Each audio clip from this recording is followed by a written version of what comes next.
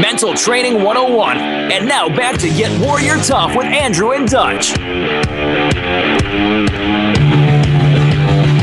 All right, back in the saddle. Get Warrior Tough, most monumental hour in media anywhere. Andrew and Dutch, Dutch and Andrew. All right, so we're going to talk about what defines leadership in 2016. But but right now, Dutch, one of our partners, well, we call her the nerd because she's in charge of research and development, right, and messaging. She's also co-author of the book Ground Zero Leadership, CEO of You, Amber J. Tester. Amber, what's going on, girl? Hey, not much. Really good night. Loving the show. You guys are doing a great job.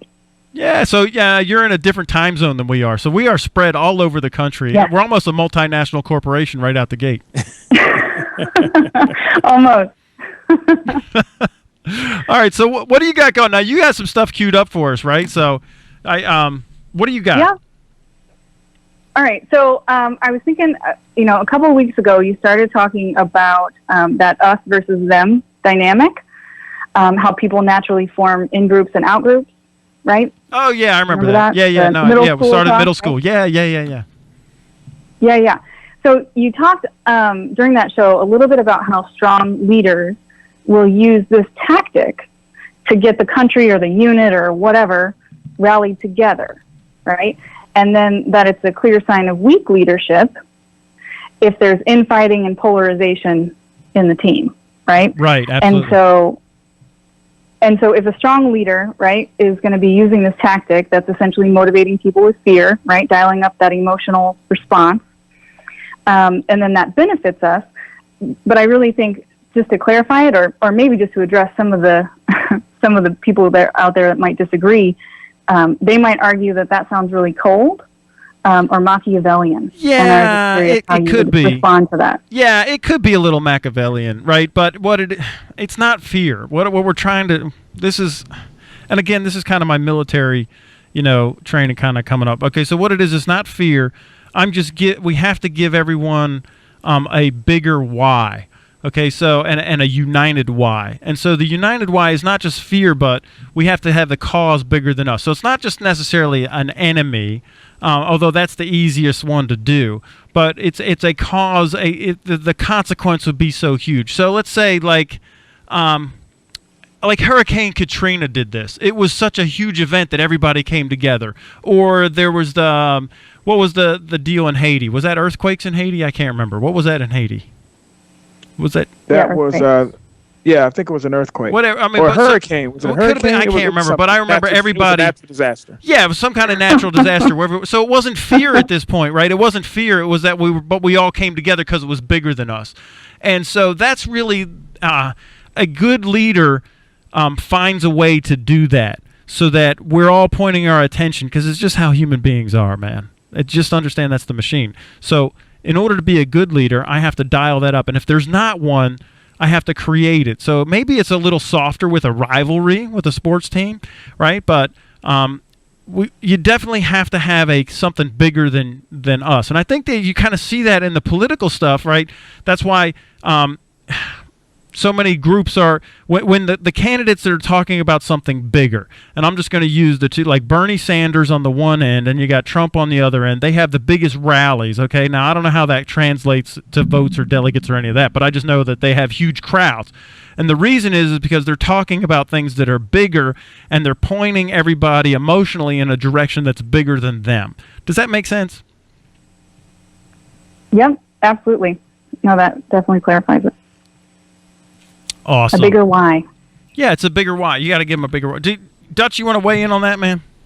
No, I think you hit the nail on the head. I think you need that. I think it can point everyone in the same direction for a common goal when you create it. And sometimes when you create it, the only downside is that when you have to create it, is that it's going to end soon, and then you're going to have to create another. You have to be a very skilled leader at that, or you're going to have a very skilled team at that. So a lot of times it happens naturally. So you don't have your whole term, I'll use that since we're talking politics, of you creating it, because sometimes you have natural disasters, sometimes you have wars, so you have conflicts with foreigners, so now the country rallies together. So there are opportunities where they're going to be presented to you and they're going to be laid out there. And as a good leader, you have to take advantage of it. You can't let those opportunities go by.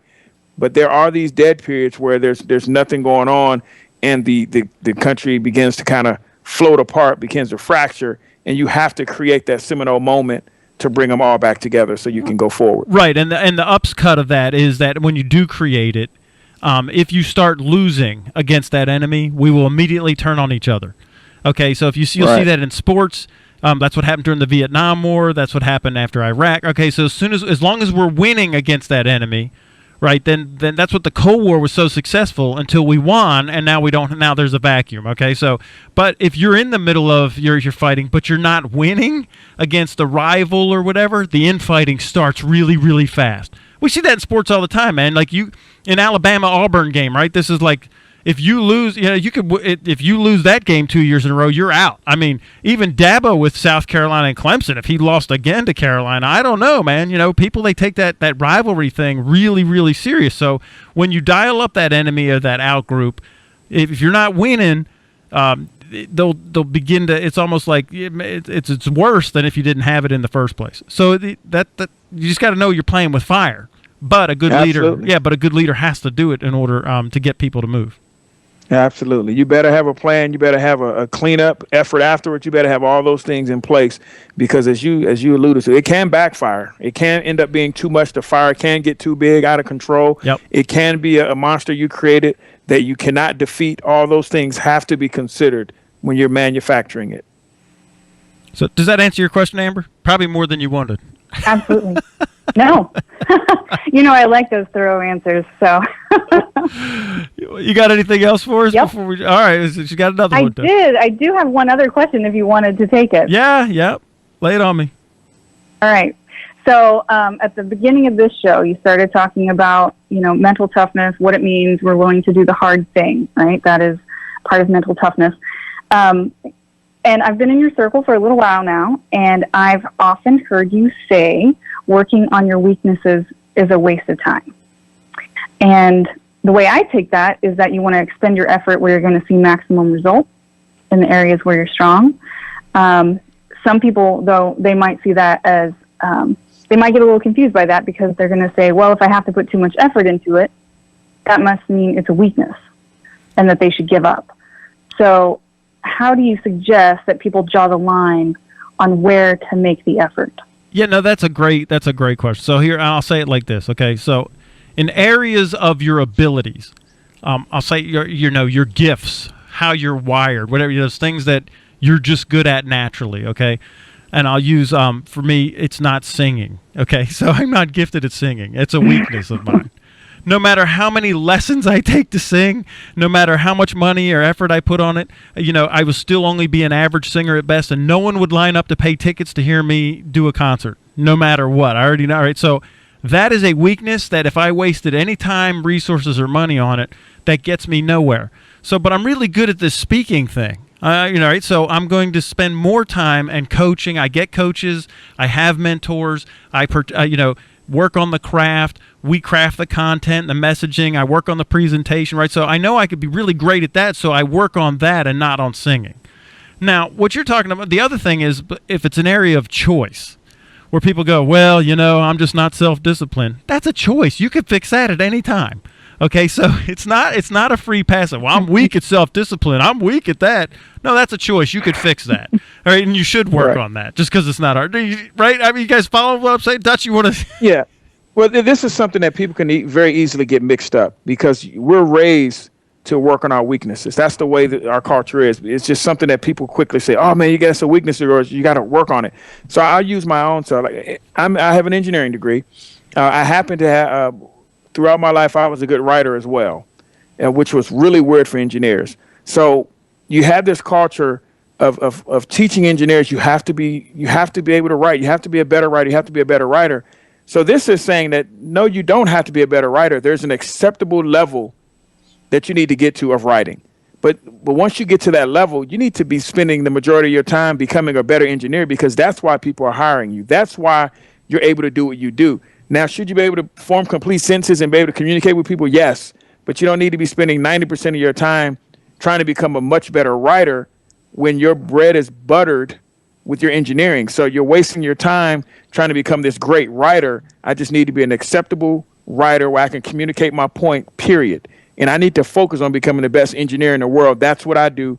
That's what I'm here for. That's what I'm getting paid. But our culture teaches people to think if I'm getting C's in English, for example, or writing, I need to be spending all my time trying to get an A in writing at the detriment of the time that I'm spending trying to maintain my A in engineering or taking that A to an A plus. Right. I need to be spending all the time as much as possible on that A plus. And if I'm average in writing, then hey man, I'm average in writing. That's not what's going to feed me. That's not what's going to feed my kids. That's not what's going to butter my bread. But I need to be at least average, or you can take that slightly above and all that. That's just semantics. But you get the point that you're not spending all your time trying to get an A in writing as well as that A plus in engineering.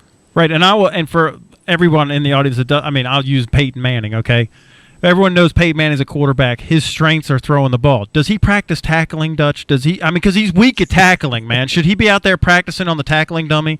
Or how about running? He should be running, right? He needs to practice running. Shouldn't he? He's horrible at the read option. He's horrible at that. He should be running. He should be running the option. Oh my goodness! Never. Don't waste a moment on running the football, Peyton Manning. He's working on his arm talent. He's working on reading defenses. He's working on leading the team on the field. That's the things he's working on. He's not spending a moment becoming a better runner. He's a very average or below average runner, and that's acceptable for what he's doing. All right, I just got a text from a listener that said, could you talk about the difference in what I like to do and what it is that I should do? Right, and so, because I might like singing, but I'll never be great at singing just because I like to do it doesn't mean I should be doing that, right? And it's the same thing with golfers, right? I know listen, I coach golfers, and I'm sorry if I'm stepping on your toes and this is controversial, but if that ain't helping you get to your target, spending, 6 hours on a Saturday and 6 hours on a Sunday or whatever, right, on the golf course, right, just because you like to do it, if you're not going to be a PGA Tour winner and make millions of dollars like Tiger or who's the new one, Jordan Spieth or any of those guys or Rory, okay, maybe you need to dial that down because working on your golf game, you ain't never getting paid for it. So it might be a complete waste of your time working on that weakness. You just hurt me right there. I know. Truth hurts, though. Does that make sense, Amber? 30 seconds. Yeah, absolutely. I appreciate the answers. Thanks for calling in. This was fun. Will you do it again? Yeah, absolutely. All right. So we're coming up on our break. Yeah, that's awesome. Thanks for calling. When we come back from break, maybe we'll jump into this, what defines leadership in 2016, because it's a hot question that have been asked to me a couple times this week. You're listening to the Get Warrior Tough radio show with Dutch Coleman and Andrew Wittman.